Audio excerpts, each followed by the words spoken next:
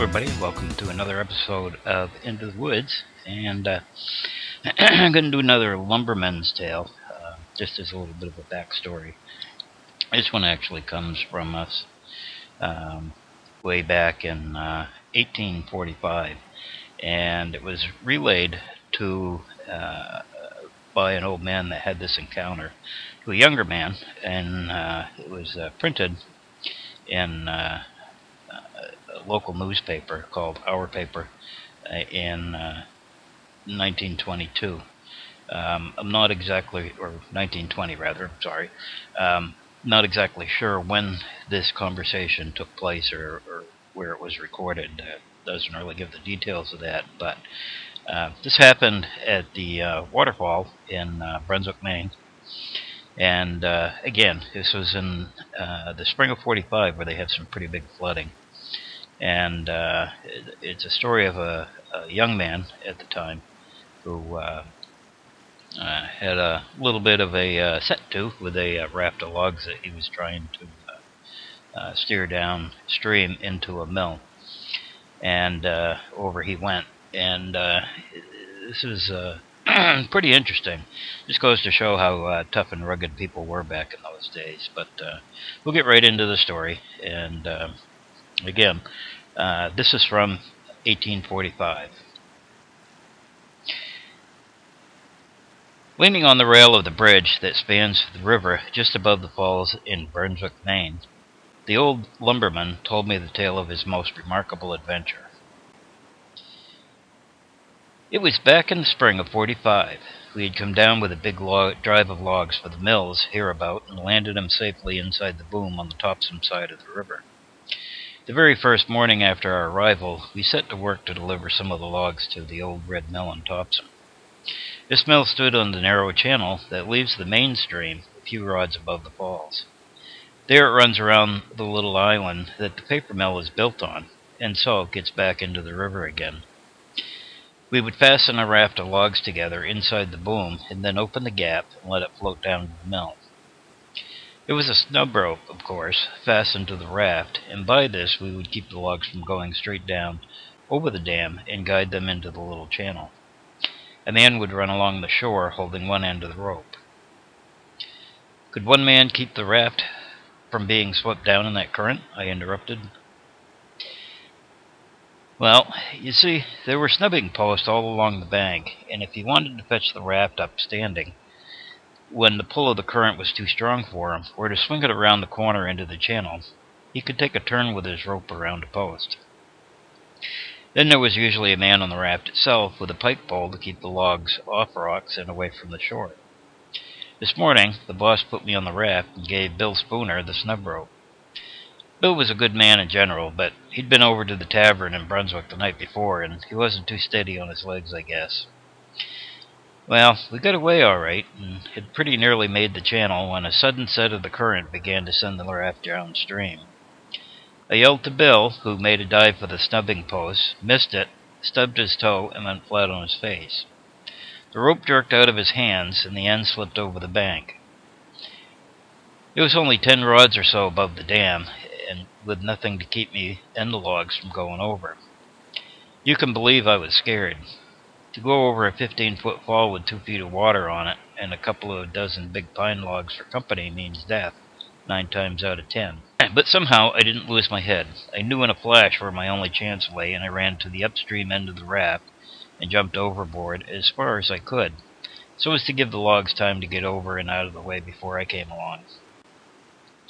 I struck out like mad, trying to breast the current, which was swift and strong, doing my best to delay the plunge as long as possible.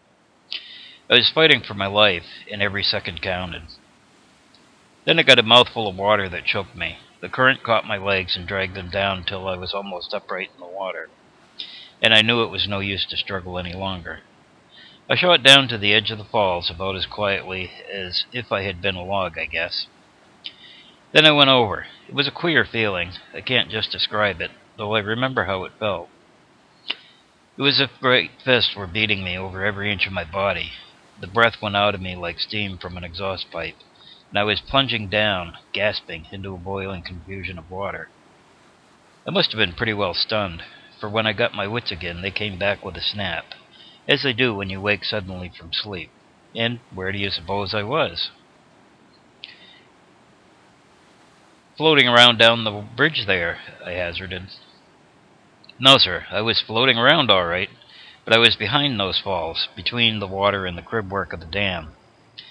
There's an eddy under those falls, as there is under most, that sets right back upstream, and I got caught in it and was swept back under and behind the fall.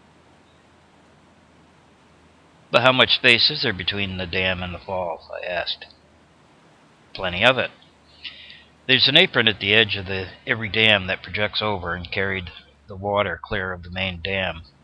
There is a space 4 or 5 feet wide in this case. It was a pretty drizzly and spluttery place, I'll allow, and it was rough-floored here and there with the corner of some sharp ledge. The great curtain of water shut out like all but dim, refracted light. And what a roar there was. In that narrow chamber, it sounded like a perpetual thunderstorm breaking right over your head.